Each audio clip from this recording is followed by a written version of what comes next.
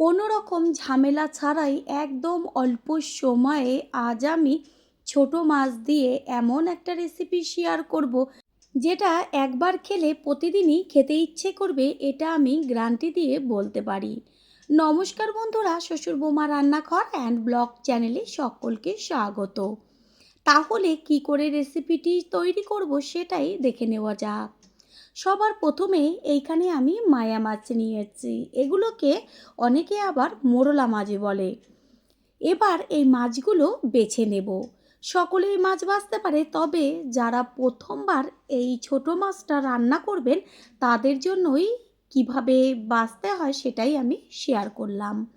প্রথমে একটা মাছ ধরে আস্তে করে পেটটা চাপ দিলেই ভেতর থেকে যে নোংরাটা থাকে সেটা বেরিয়ে আসে, আর পেছনের লেজের দিকটায় একটুখানি নখ দিয়ে কাটলেই হয়ে যায়। একদম অল্প সময়ে অনেকগুলো মাছ আপনারা এইভাবে ছাড়িয়ে নিতে পারবেন। ছোট মাছ দেখলেই সকলেরই মনে হয় অনেকটা সময় লেগে যায়, একদমই না। ছোট মাছই বাছা সবথেকে সহজ। শুধুমাত্র হাত দিয়ে পেটের কাছটা চাপ দিলেই ভেতরের প্যাটাগুলো বেরিয়ে আসে, আর পেছনের লেজের দিকটায় একটুখানি নখ দিয়ে চিপ দিলে পরেই লেজটা কেটে যায়। এইভাবেই সব মাছগুলো বেছে নিয়ে ফিরে আসছি।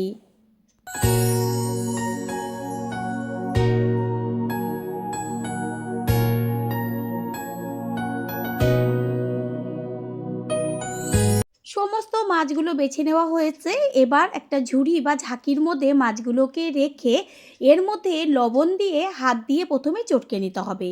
তারপর ভালো করে জল দিয়ে ধুতে হবে। এতে কি হবে, মাছগুলো একদম পরিষ্কার হয়ে যাবে। মাছগুলোকে ধুয়ে নিয়েছি, আর কত সুন্দর চকচকে হয়ে গেছে মাছগুলো, দেখেই বোঝা যাচ্ছে। ঝাঁকির মধ্যে মাছগুলো রাখলে কি হয়, যে জলটা থাকে সেটা বেরিয়ে যায়, মাছের মধ্যে কোনো রকম জল থাকে না। এই মাছের মধ্যে যদি পেঁয়াজ কলি দেওয়া হয় ভীষণ টেস্টি হয়, সেই কারণে বেশি না অল্প করে কয়েকটা পেঁয়াজ কলি নিয়ে সামনের যে অংশটা সেটাকে কেটে প্রথমে বাদ দিয়ে তারপর ছোট ছোট টুকরো করে কেটে নিচ্ছি। একটা আলু দেব, সেই কারণে ছুলনি দিয়ে প্রথমে আলুটাকে ছুলে নিয়ে তারপর পাতলা পাতলা করে কেটে প্রথমে গোল করে কাটতে হবে, তারপর লম্বা লম্বা করে কেটে নেব। আলু কেটে নিয়েছি, এবার একটা মিক্সিং জারের মধ্যে দিয়ে দিচ্ছি হলুদ সর্ষে। এইখানে আমি 2 চা চামচ হলুদ সর্ষে নিয়েছি। ঝালের জন্য নিচ্ছি কাঁচা লঙ্কা, আর বড় সাইজের অর্ধেকটা পেঁয়াজ বড় বড় টুকরো করে দিয়েছি, আর বেশ কয়েক কোয়া রসুন। মাছের পরিমাণ অনুযায়ী মশলাটা কম বেশি ব্যবহার করতে হবে। এর মধ্যে দিয়ে দিচ্ছি জল। এবার পেস্ট করে নেব। আমি এইখানে 200 গ্রাম মাছে এই মশলা ব্যবহার করেছি। মাছের মধ্যে থাকা সমস্ত জল বের হয়ে গেছে। এবার একটা বড় থালার মধ্যে আমি মাছটাকে ঢেলে নিলাম। দেব ঝিরিঝিরি করে কেটে নেওয়া পেঁয়াজ, আর দেব ওই যে আলুটা কেটে রেখেছিলাম আলু। মাছের পরিমাণ অনুযায়ী সবজিগুলো ব্যবহার করতে হবে। এখানে চাইলে আপনারা আরও অন্য রকম সবজিও ব্যবহার করতে পারেন, তবে অল্প পরিমাণ।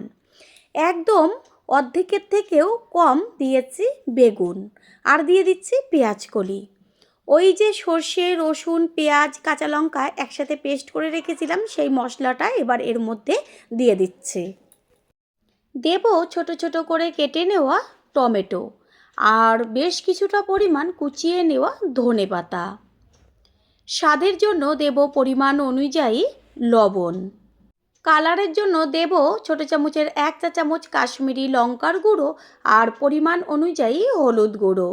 ঝালের জন্য তো কাঁচা লঙ্কা পেস্ট করে দিয়েছি। আর সব লাস্টে দিয়ে দেব কাঁচা সর্ষের তেল। তেলের পরিমাণটা বুঝে দেবেন। এইখানে যতটা পরিমাণ সবজি আর মাছ আমি নিয়েছি সেইভাবেই কাঁচা তেলটা আমি দিয়েছি। এখানে 4 চা চামচ কাঁচা সর্ষের তেল ব্যবহার করেছি। এবার হাত দিয়ে সব কিছু ভালো করে মেখে নিতে হবে একটু সময় নিয়ে। মাছ মেখে নেওয়া হয়ে গেল, আর কোনো কিছুই এর মধ্যে প্রয়োজন নেই। এইভাবে আমি 10 মিনিট রেস্টে রেখে দেব। 10 মিনিট বাদে ফিরে এসে গ্যাসের ওভেনে কড়াই বসিয়ে কড়াইটা গরম করে নিয়ে এর মধ্যে দিয়ে দিচ্ছি অল্প পরিমাণ সর্ষের তেল। যেহেতু আমি মাছ মেখে নেওয়ার সময় সর্ষের তেল ব্যবহার করেছি, দিয়ে দিচ্ছি ছোটো চামচের 1 চা চামচ কালো জিরে। আর কোনো রকম ফোড়ন এইখানে প্রয়োজন নেই। ফোড়নটাকে ভালোভাবে ভেজে নিয়ে যখন সুন্দর গন্ধ বেরোবে, তখন ওই যে মেখে রেখেছিলাম মাছটা, সেই মাছটা আস্তে করে তেলের মধ্যে দিয়ে দেব।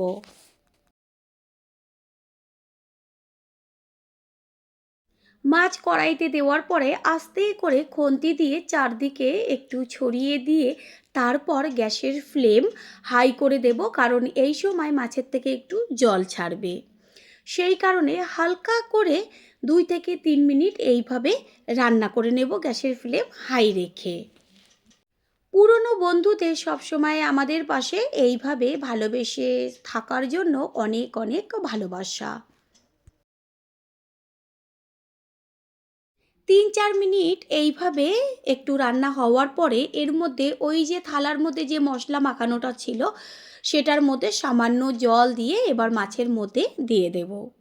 বেশি জল একদমই প্রয়োজন নেই। গ্যাসের ফ্লেম প্রথমে একটু হাই করে দেব জলটা দেওয়ার পরে, তারপর জলটা ফুটলে পরে গ্যাসের ফ্লেম একদম লোতে রেখে ঢাকনা চাপা দিয়ে দিতে হবে। এই যে সামান্য একটু জল দেওয়া হলো, এতেই সুন্দরভাবে সমস্ত সবজি সিদ্ধ হয়ে যাবে আর মাছও খুব ভালো মতন হবে। গ্যাসের ফ্লেম হাই করে দিয়েছি, এই তো জল ভালোভাবে ফুটছে। এবার ঢাকনা চাপা দিয়ে গ্যাসের ফ্লেম লোতে রেখে এইভাবে রান্না করে নেব। কোনো রকম ঝামেলা নেই, না ভাজা না কোনো কিছু। ছোট মাছ তো অনেক রকমভাবেই তৈরি করে খেয়েছেন, একবারের জন্য হলেও এইভাবে তৈরি করে খেয়ে তারপরে সে কমেন্ট করে জানিয়ে যাবেন। কিছুক্ষণ বাদে কড়াইয়ে ঢাকনাটা সরিয়ে দিয়ে একটু খুন্তি দিয়ে হালকা করে ওপর নিচ করে নেড়েচেড়ে দিতে হবে, না হলে আবার মাছগুলো ভেঙে যাবে। আবারও ঢাকনা চাপা দিয়ে দেব। আর এই রেসিপিটা হতে একদমই বেশি সময় লাগবে না, যেহেতু পাতলা পাতলা করে কেটে নেওয়া আছে আলু আর বেগুন তো 2-4 টুকরো একদম ছোট করা, সেই কারণে অল্প সময়ে খুব সুন্দরভাবে মাছটা হয়ে যাবে। প্রথমবার যারা আমাদের চ্যানেল ভিজিট করছেন তাদের আন্তরিক শুভেচ্ছা ও অনেক ভালোবাসা। আমাদের রেসিপিগুলো যদি ভালো লেগে থাকে সাবস্ক্রাইব করে দেওয়ার অনুরোধ রইল ও পাশে থাকা বেল আইকনে ক্লিক করলে পরবর্তী ভিডিওগুলো সবার আগে আপনাদের কাছে পৌঁছে যাবে। কড়াইয়ের ঢাকনাটা সরিয়ে দিয়েছি আর গ্যাসের ফ্লেম হাই করে দিয়ে তারপরে মাছটাকে সামান্য একটু নাড়িয়ে আর একটু ধনেপাতা উপরে ছড়িয়ে দিচ্ছি। মাছ একদম কমপ্লিট, জল দেখা যাচ্ছে যে একদম শুকিয়ে গেছে। আর সবশেষে দিয়ে দিচ্ছি কাঁচা সর্ষের তেল 1 চা চামচ। এবার গ্যাসটা অফ করে দিয়ে একটু ঢাকনাটা চাপা দিয়ে দেব। একটু বাদে ফিরে এসে সম্পূর্ণ লুকটা দেখিয়ে দিচ্ছি আর একটা পাত্রে ঢেলে দেব। তৈরি হয়ে গেল আজকে ছোট মাছের রেসিপি। আশা করি রেসিপিটি ভালো লাগলো।